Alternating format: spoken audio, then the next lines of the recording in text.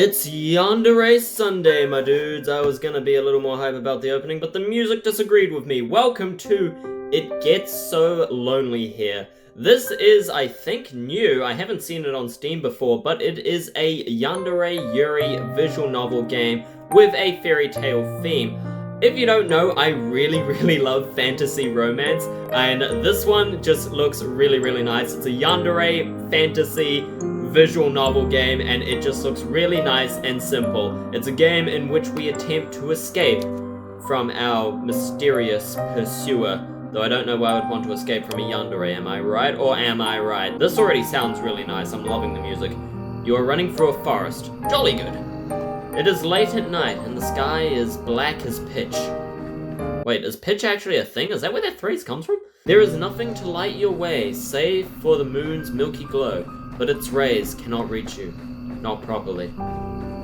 The trees which surround you, jutting out of the earth like eerie monuments to a foreign god, are blotting out most of the light. I really like how it talks as well, very fairy tale-like.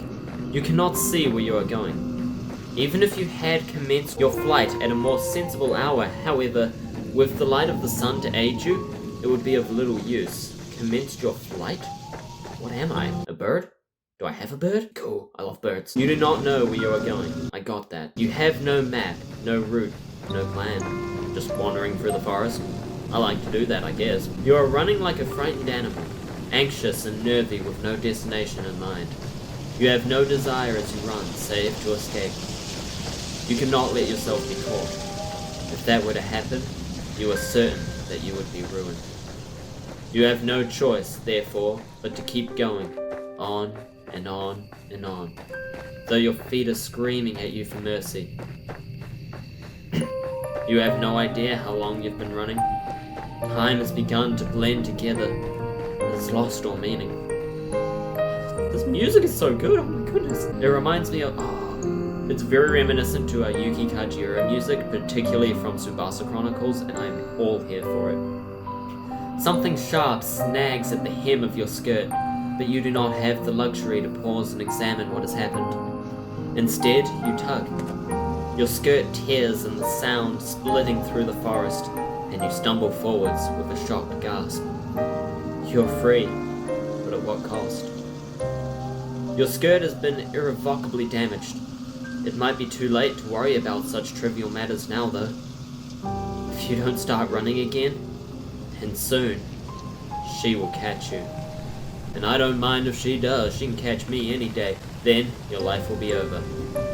You do not know if she is still following you, but you don't want to risk looking over your shoulder. If you were to see her, silhouetted beneath a tree, looking at you with that sickly sweet smile which once ensnared you, you would lose what little nerve you possess.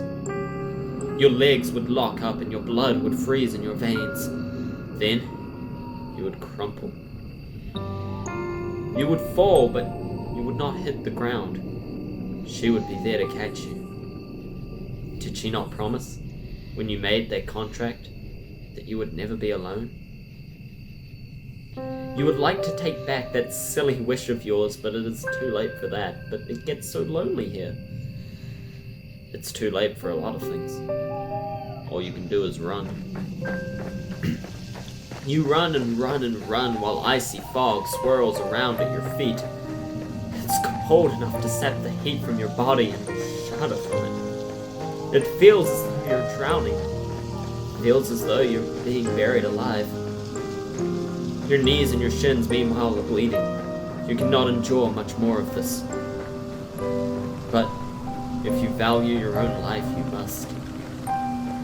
You run and run and you run until at long last you reach a fork in the road.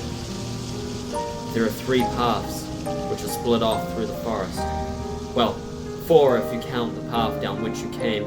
You can't exactly double back on yourself though, not when you have to put so much effort into running forwards. You can only press on. The 3 paths are signposted, which is something of a strange sight given you're deep in the forest. Dark though it may be, you have grown accustomed to the shadows. You can just about pick out the writing on this old, dilapidated signpost, curved and slanted though it is. Again, I love the wording, cursed and slanted though it is. It's so, ooh, gives me chills, I guess. I don't know. It sounds very fantasy-like. Your fate, if you will forgive me for sounding cliche, is in your hands. Now I wonder, which path will you take? Well, that's a damn good question. Go to the shore, go to the castle, go to the village. Are either of these abandoned, or are they still being used? Because if they're abandoned, I don't really want to go to either of them. But if they're used, they could both be a very good place to go. Though a castle, they might not let me in, you know, security and all that. Probably kick me out, you know, keep me away from the royal family. Whereas the village seems a little bit safer, a bit more public. Though it is dark, though people might be in bed. Still, we could knock on someone's door and hope that they open, though would they in this fantasy land? Is it too dangerous? Whereas at the shore, there's nothing to hide in at the shore. You know, there's sand and water. So I think the safest bet, given the situation, would be to go to the village. So you want to go to the village? A little bit. Good idea. I thought so. Let us see what further trials await you there. This night is far from over. As much as you wish it was, and there is still much and more to discover. I wonder what will happen next. Me too, I'm excited for it. You follow the path which leads to the village, supporting yourself on weary, aching limbs, which feel ready at a moment's notice to snap at the knee beneath the burden of your weight. The soles of your feet are screaming at you. You need to lie down and quickly. You only hope, as you continue to run, that you'll find a suitable residence in which to rest at the village. You do not know what will await you at the village, but you have visions as you run of a quaint, scenic settlement, all thatched cottages with sloping roofs. Surely there'll be a kindly peasant who'll be willing to put up a young runaway for a few nights. You can imagine, too, the face of this kindly peasant from the fairy tales you read in abundance as a small child. She'll be broad-shouldered and ruddy-faced with dull brown hair crammed beneath a cap. A cap? Is this fantasy or not? I'm very confused. Her arms will be sturdy for many years of washing clothes and milking cows.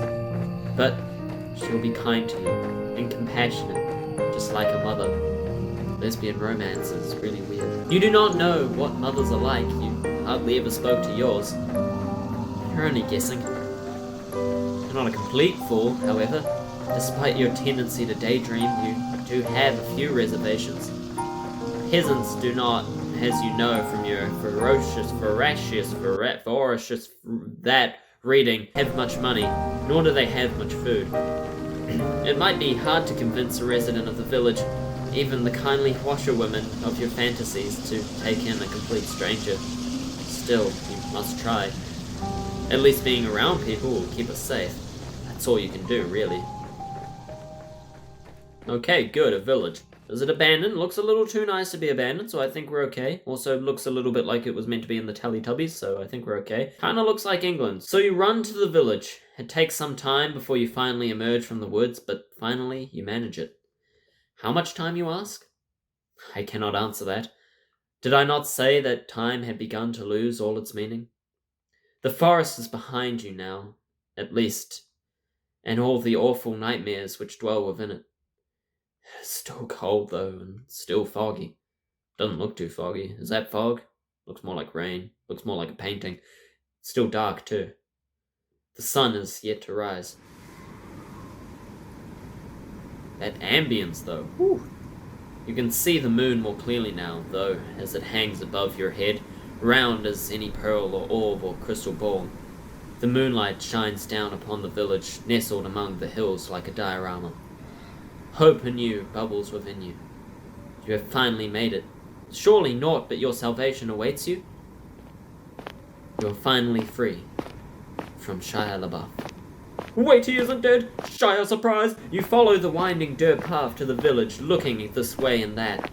But your hope, such a precious, fragile thing, soon begins to fade. Shia, surprise? The village up close does not look half as welcoming as you imagined. Oh. There are cottages, yes, but they're in a state of disrepair. I was worried about that. I knew it was going to be abandoned. It does get so lonely here. There are holes in the roofs and holes in the windows. Most of the doors are tightly shut, but others are gaping open, The kitchens beyond them even darker than the night sky which surrounds you. There are no lights on in any of the windows, and neither can you see any people, insomniacs like you, at them. You cannot hear anything either, beyond the sound of your own footsteps and the low, mournful sighing of the wind. The village is quite quiet, eerily so. It's immediately obvious, even to a naive girl such as yourself, that something terrible must have befallen this village.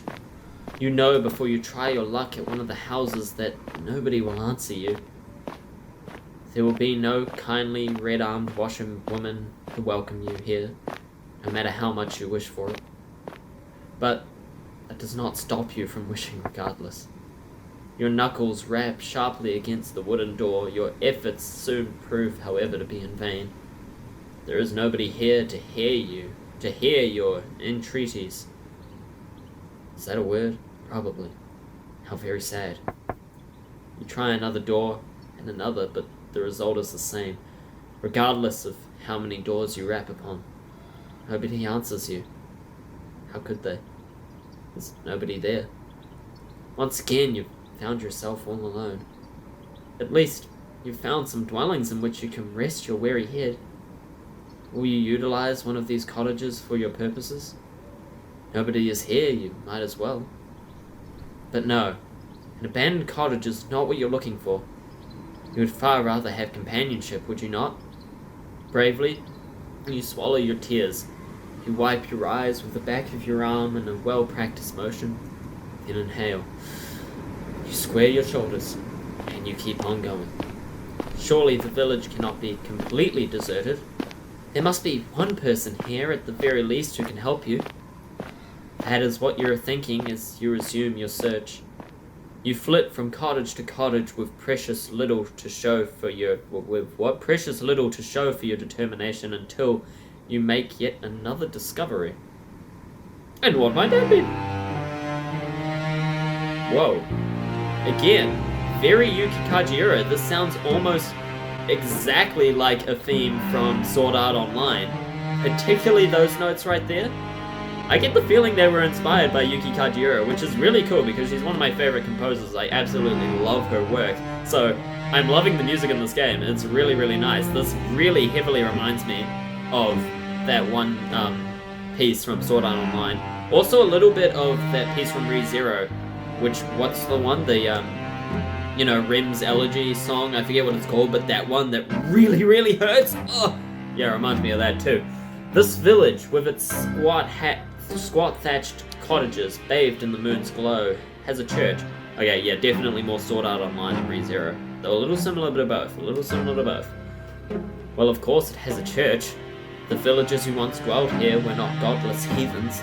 Not that their faith did them all that much good in the end. I mean, it might have. They could have just gone to a better place. Literally, like another village. Or the kingdom. Or the castle. Still, the sight of the church soothes your overtaxed heart.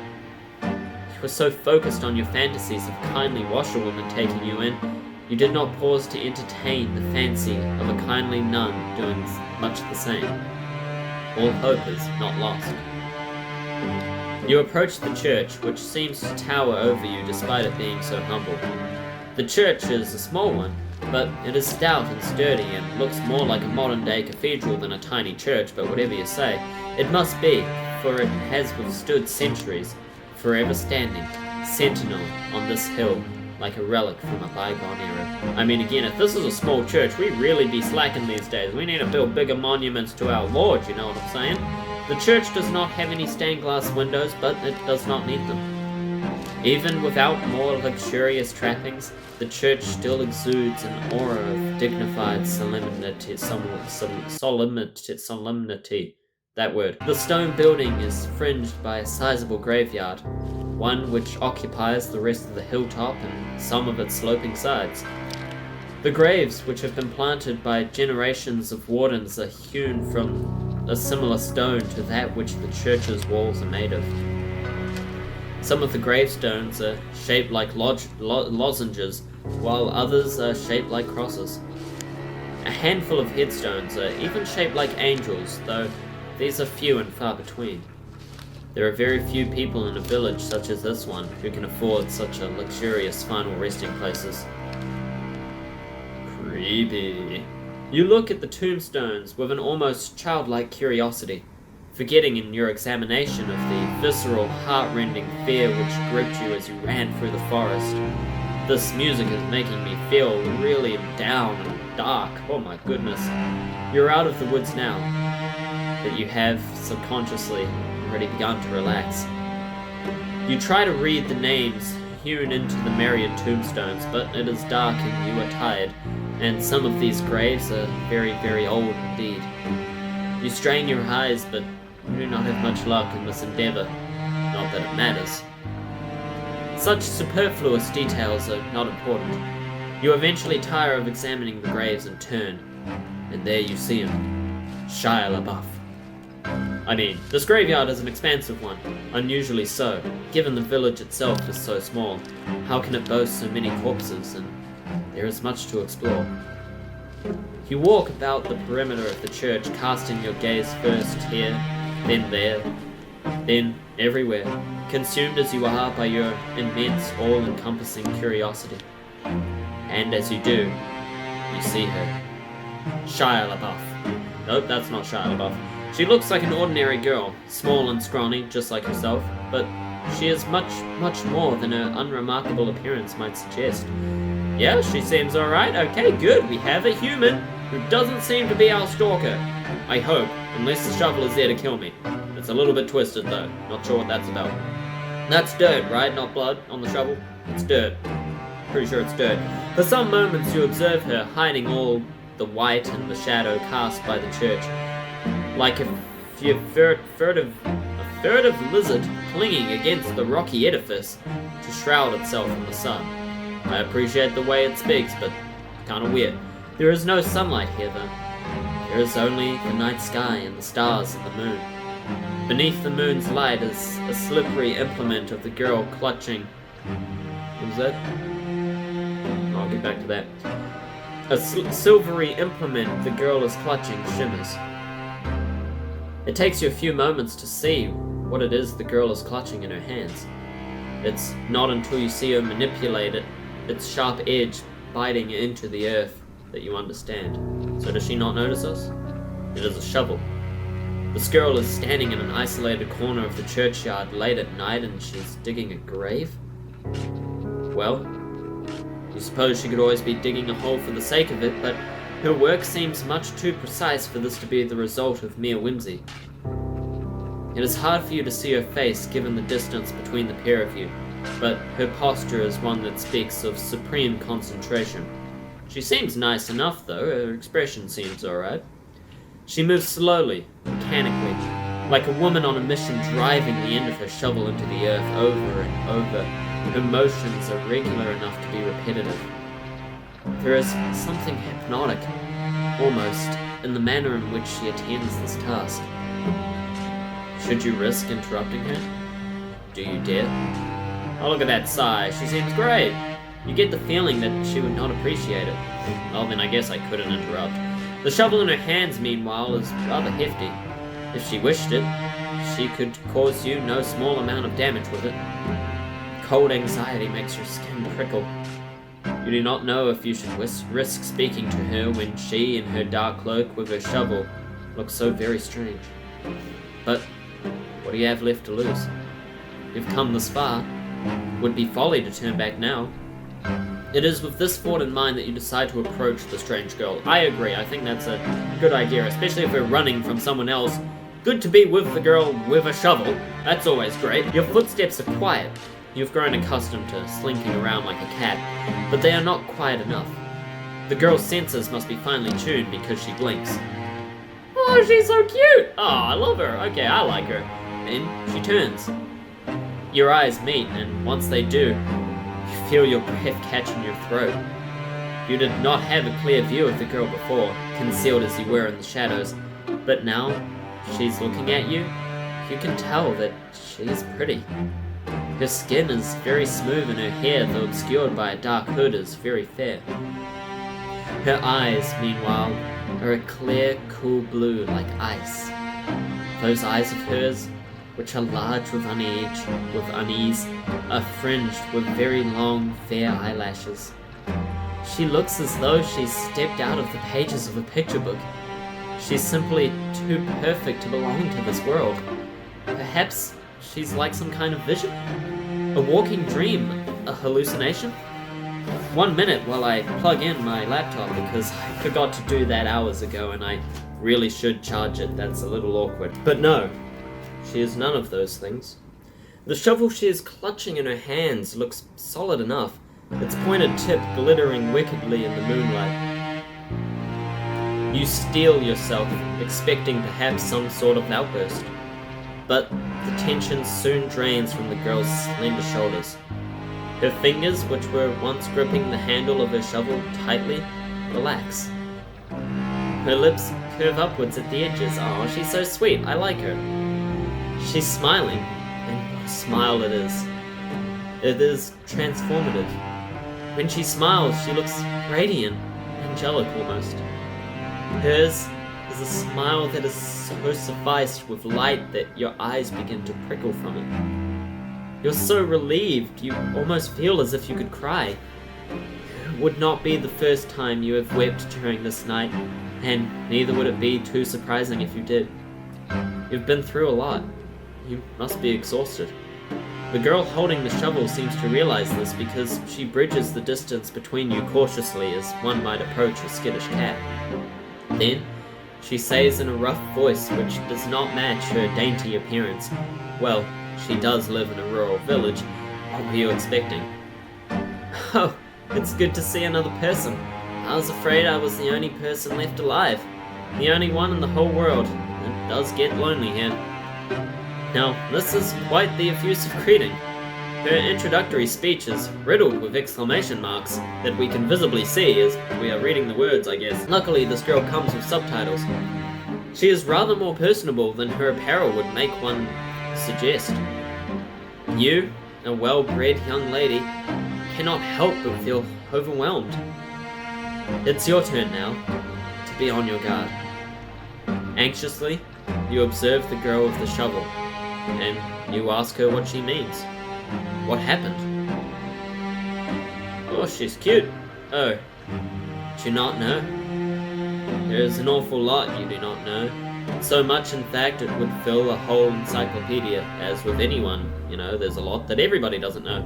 Encyclopedias are worth. No, a whole library. Yeah, that too. You shake your head, ashamed at your ignorance, and the girl frowns. "You mustn't be from around these parts. I guess I should have known. This village is a small one, and everybody knows everybody else." The girl's expression falls. At least they used to. Back when there was still people to know. That ain't the case now, though. No, not after the plague. Ah, of course, the plague. I knew we were in England. There was a plague?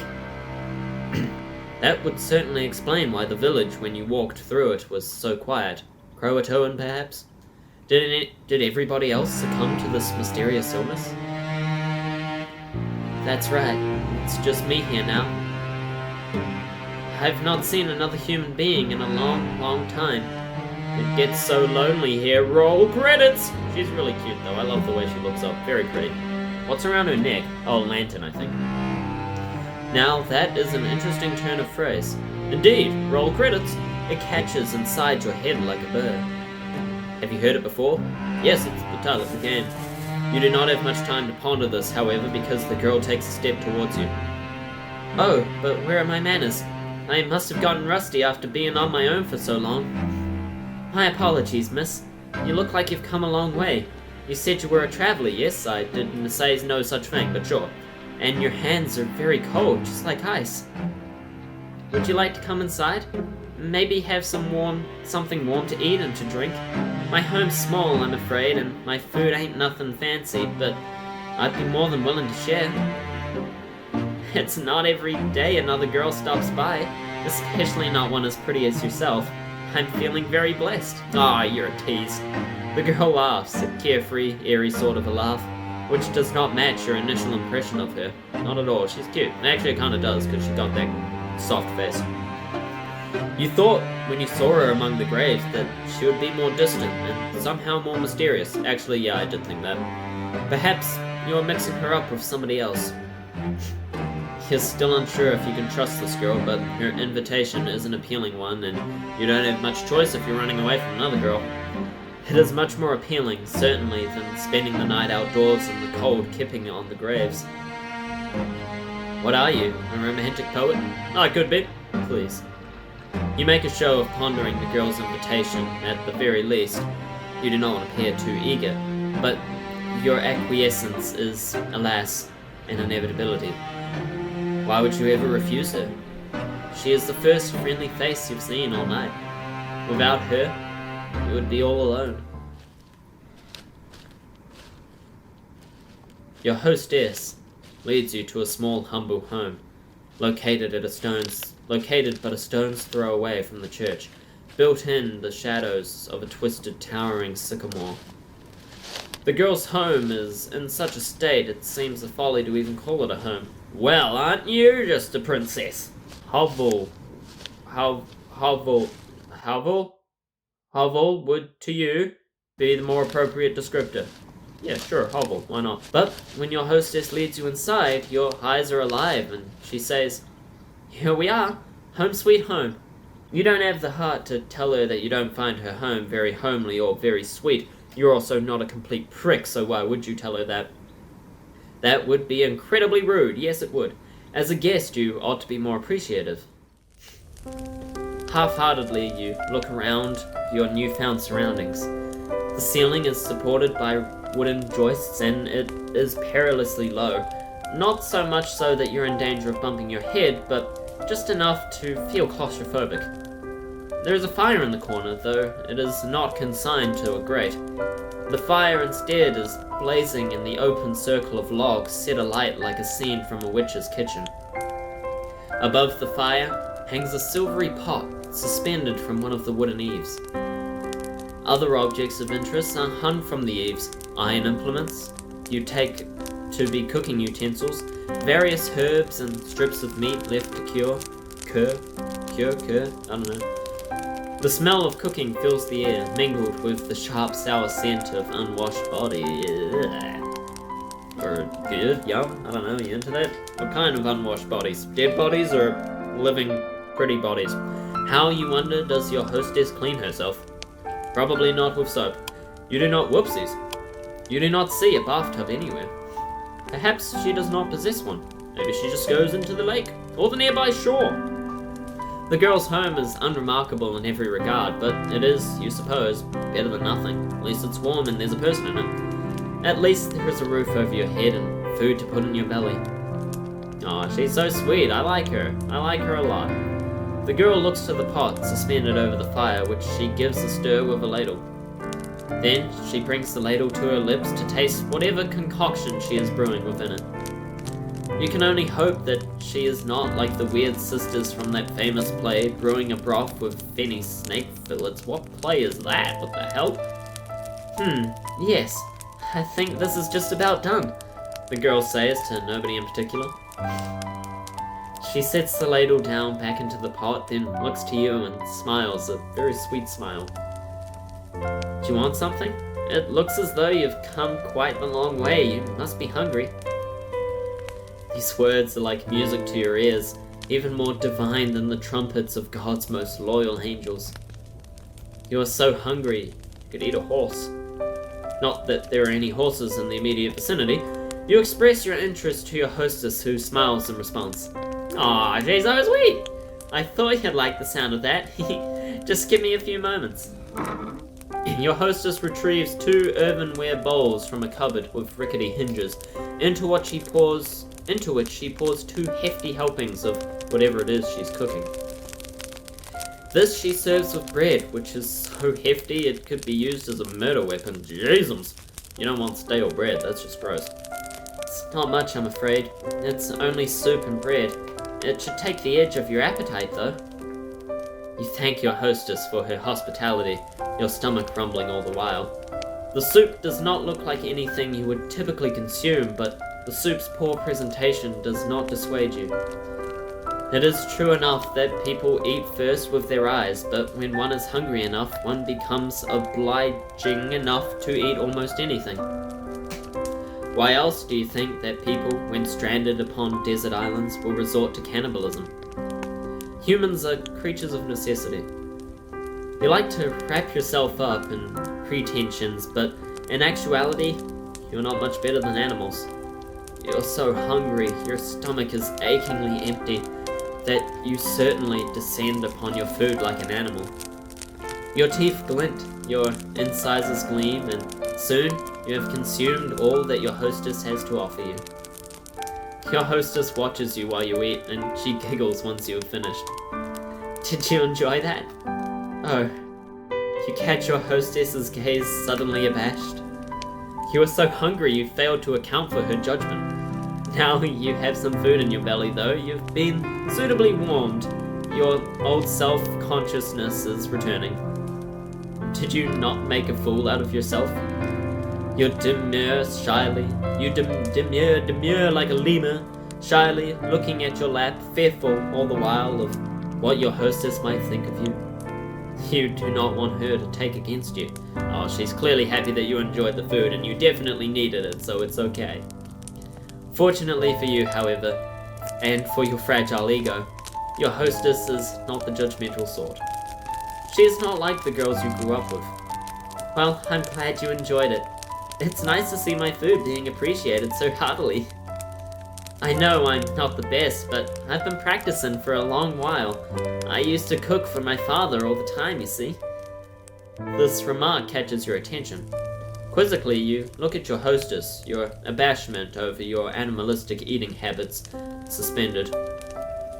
What happened to her father? It seems a grim thing to contemplate while having eaten, but didn't your hostess mention something about a plague? Oh, poor girl. I like that face though, it's really nicely drawn. Yes, your hostess says, her voice soft now and serious. That's right, there was a plague. And what of the villagers? What of her father? They're all gone now. Gone? Yes. You see, your hostess rearranges herself upon her chair, one slender leg folded over the other, very sexy, very sexy. Then she begins her tale in earnest.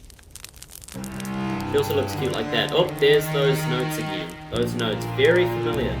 Just like in ReZero and in Sword Art Online, that's very familiar notes. Must be common, but it's a good pair of notes. My family has a history.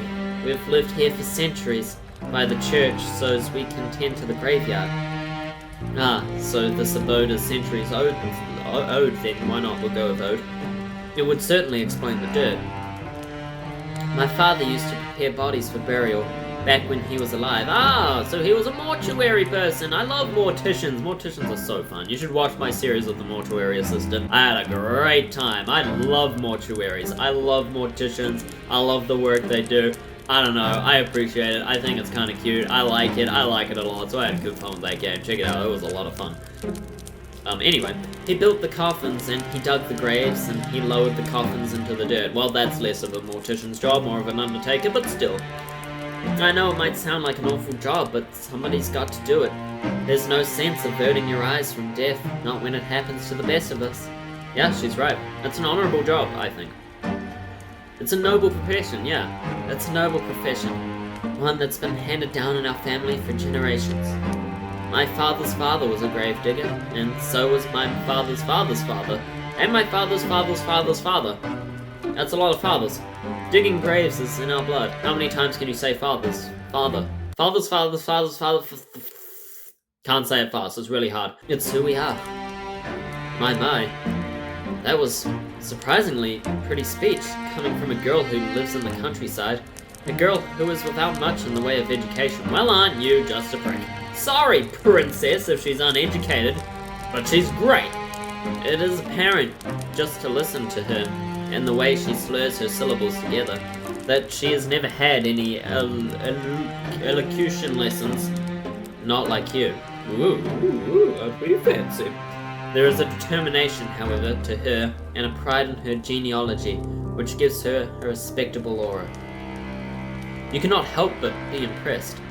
So, you ask your hostess, does that make her one in a long line of gravediggers? Yes, your hostess, the gravedigger says.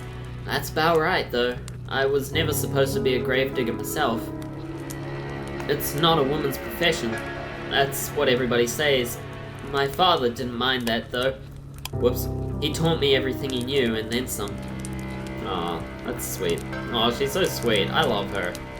I might be a woman, but I have plenty of upper body strength. I can dig a grave just as well as my father could, without breaking a sweat. To the despair of my mother up in heaven, I'm sure. I'm sure if she were still alive, she'd rather I focus on more feminine pursuits, like basket weaving or sewing, to better attract a suitor.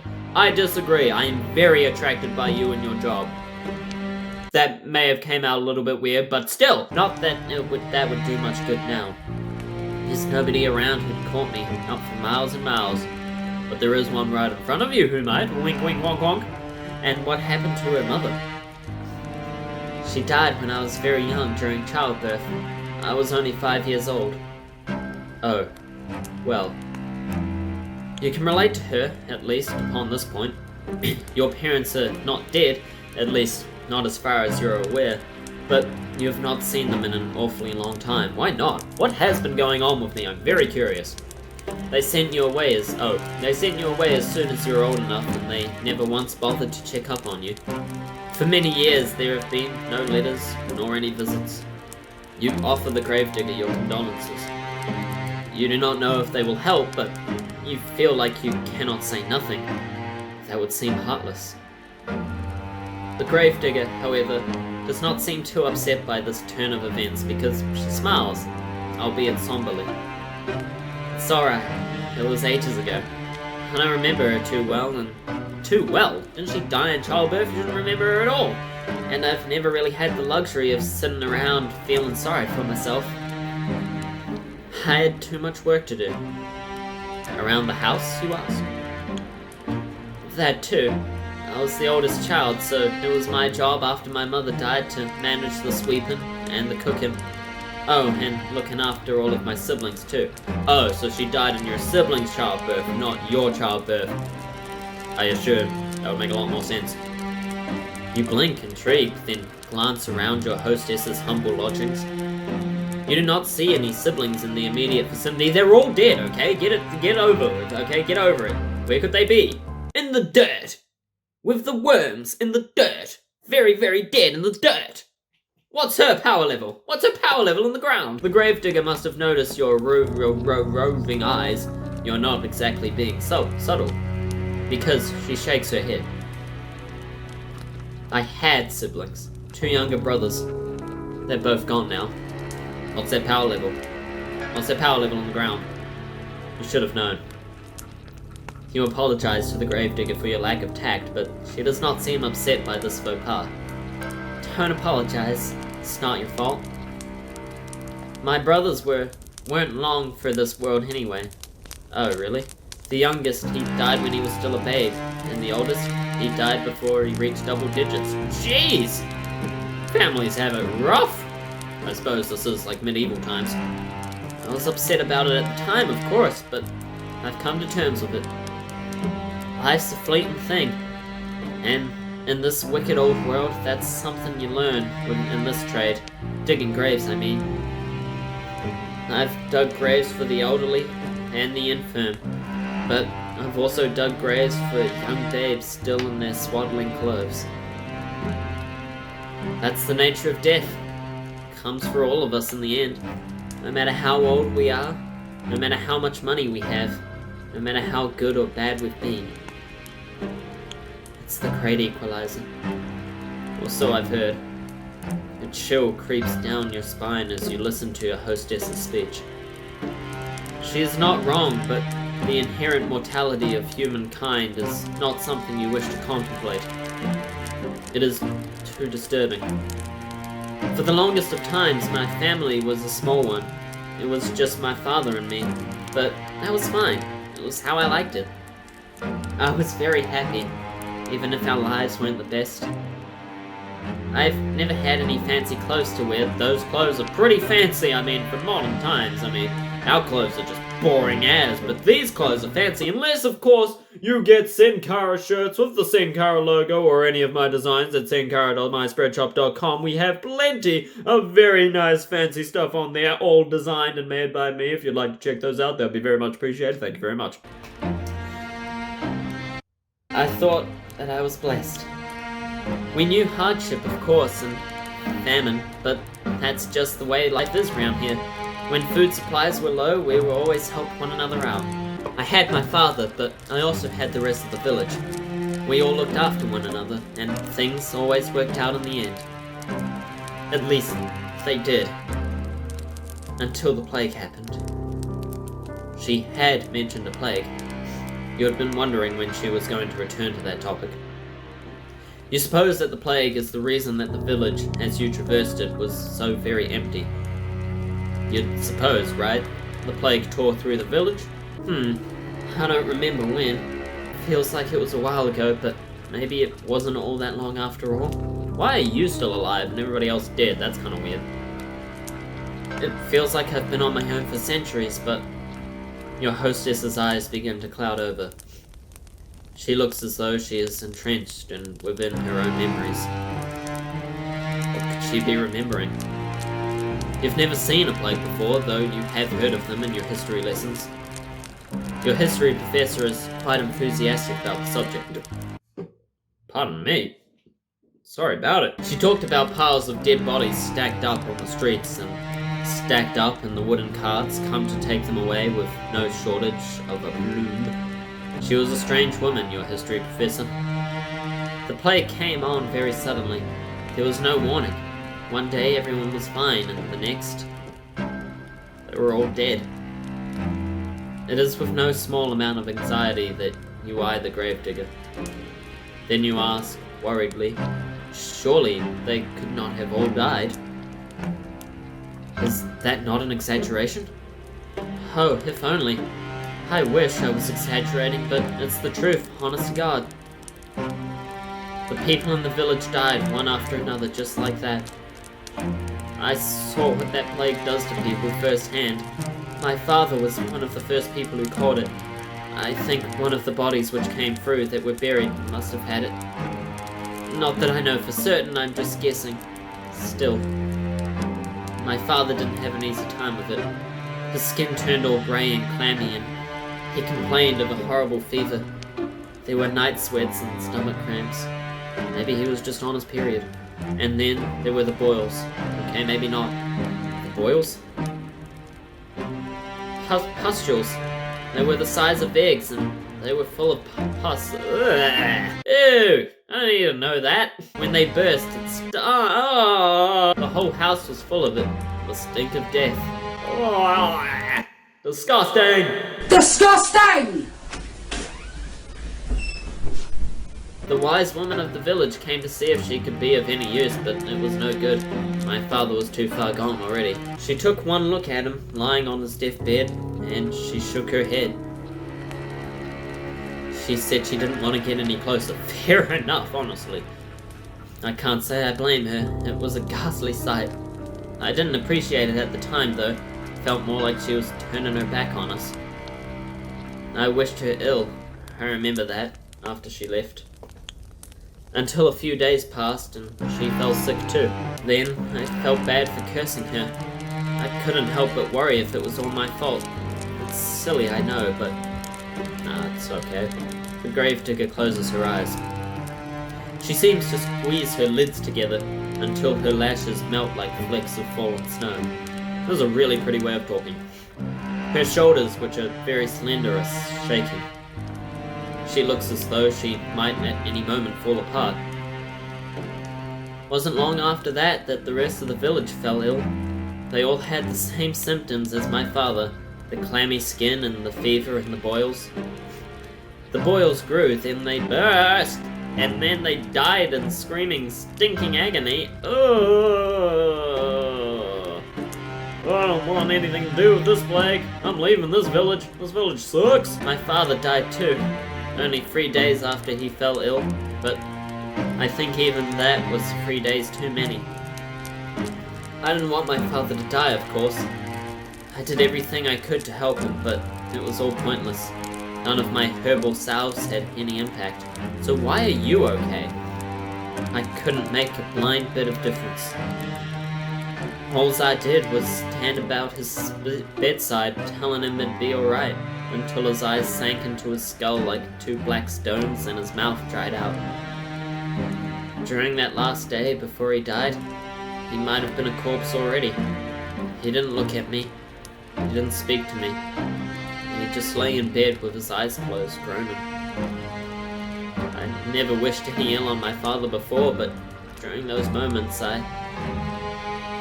The gravedigger squeezes her hands, which are resting upon her black-clad lap, into fists. She trembles. Then, in a voice throbbing with awful emotion, she says, "I wish he'd just died." Well, based on her anecdote, it does not sound like she had overly long to wait. I wonder if she would consider that a silver lining. No, perhaps not. The gravedigger is still shaking. She won't cry, will she? You hope not. It'd be really awkward if she did. I wouldn't know what to do with it. Awkwardly, you look at the gravedigger. You're not sure how to soothe her, but you know you must make some sort of an effort, even if it is a token one. You shift upon your chair, which feels very cold and hard beneath your thighs. Then you say very softly that you are sorry. It's not much, but it's all you can think of saying. You had thought, initially, that your situation was comparable to that of the gravedigger, but now you can see that this is not the case. Her suffering has far outstripped your own. Not that suffering is a competition, of course. Your apology feels inadequate to your ears, largely because it is, but the gravedigger seems not to mind it. She is very big-hearted, that girl, to smile at you so, no matter how foolish you might be. Do you really deserve such kindness?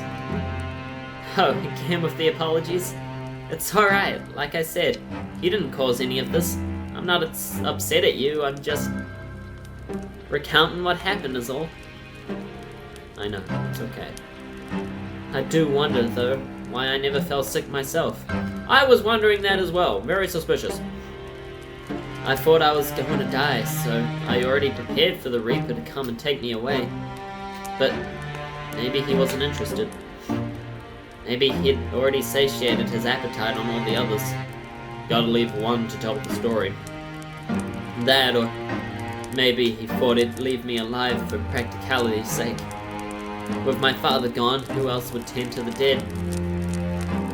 I was the only person left by the end of it all, so I had to bury the people in the village.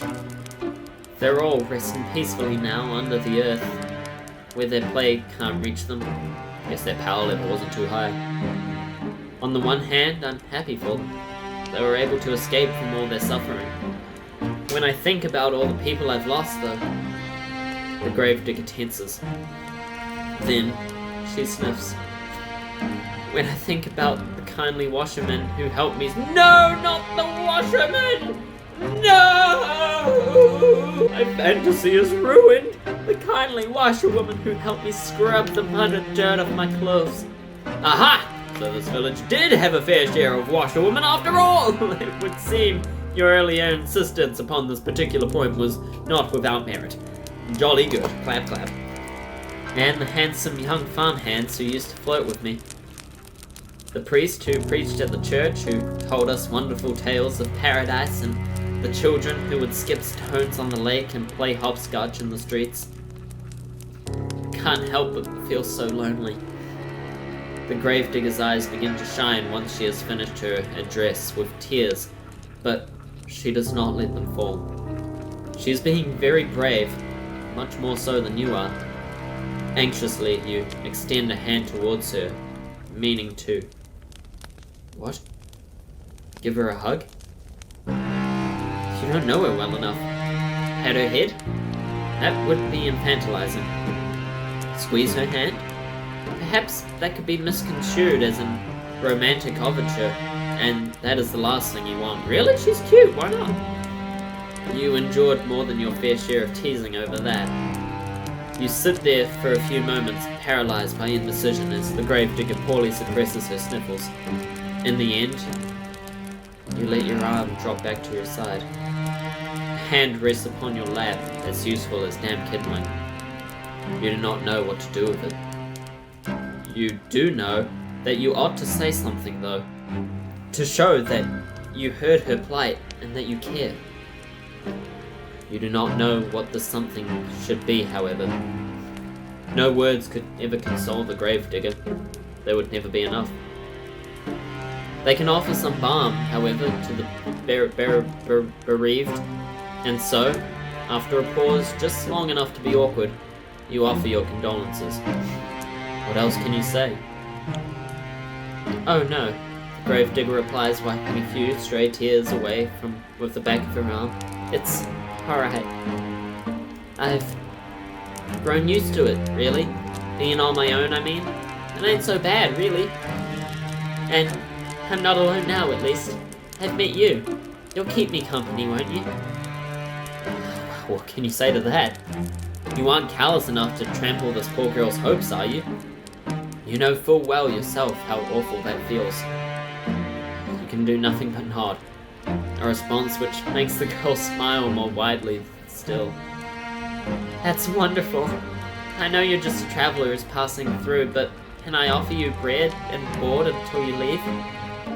I have food enough and a spare bedroom.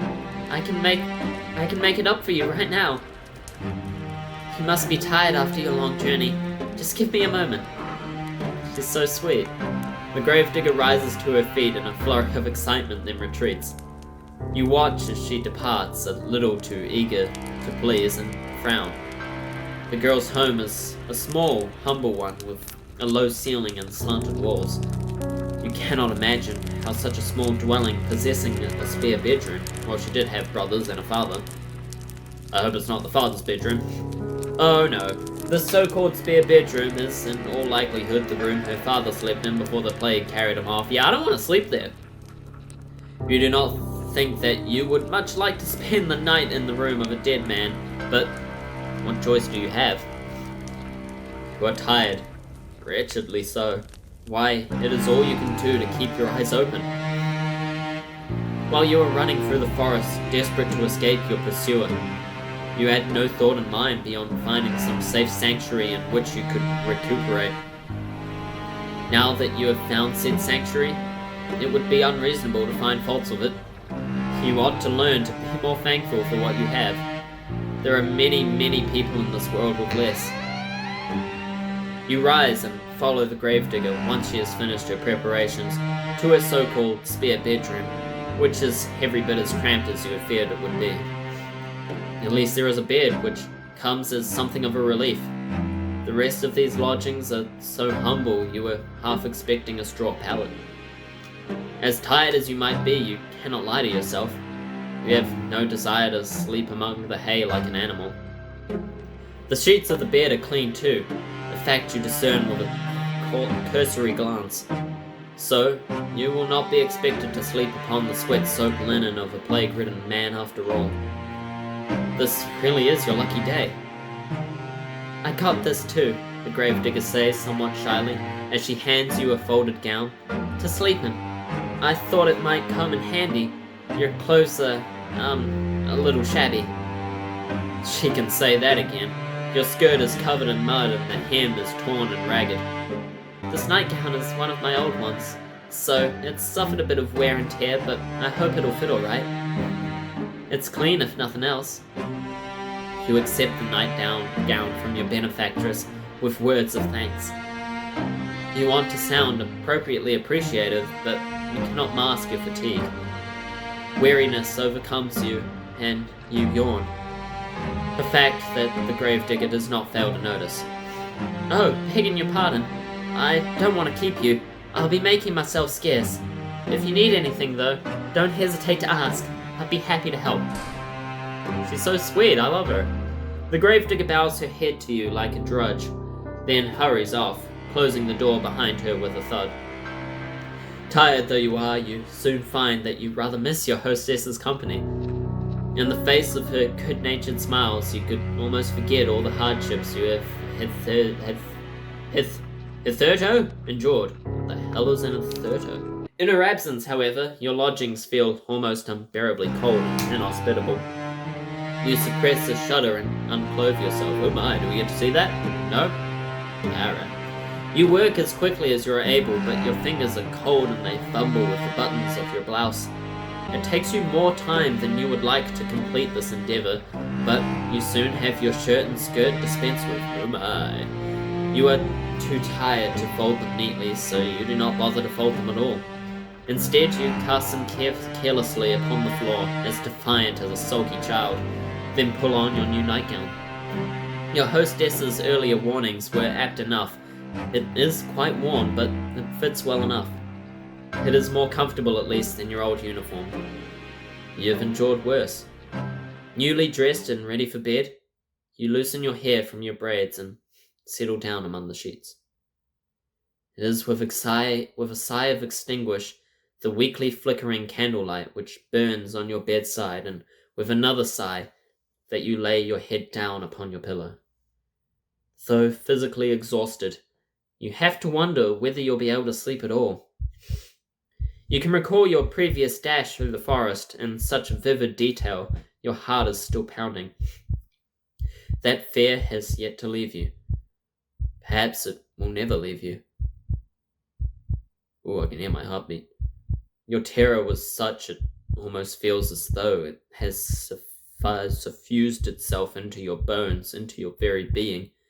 But your exhaustion is greater than your worldly anxieties, and soon it claims you. And that... wait, no, hang on. Your eyelids fall shut, and your breathing inevitably begins to even out. It is not long until you are spiraling through a dark, deep abyss, lost in Morpheus's kingdom. And on that note, I think, yes, on that note, we will wrap up for today. Save. Empty slot 1. There we go. Thank you all so very much for watching. I hope you enjoyed today's video, Yandere Sunday. It gets so lonely here.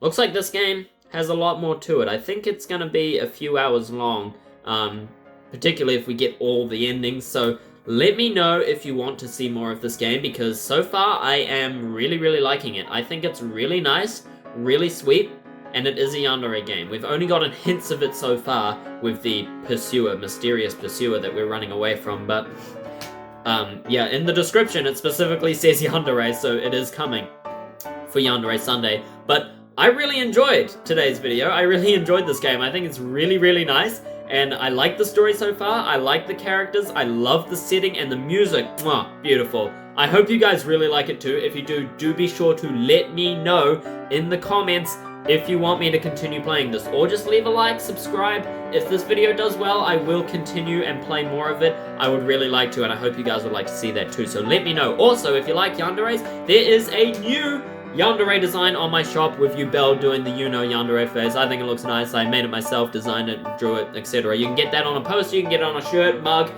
pillow, friggin' whatever you want. You can put it on anything, badges, magnets, whatever. I don't know why you would. It's suitable as a poster, but that is on the website along with many other things. If you could check that out, do be sure to. That would be really nice. Senkara.myspreadshop.com. Thank you so much for that.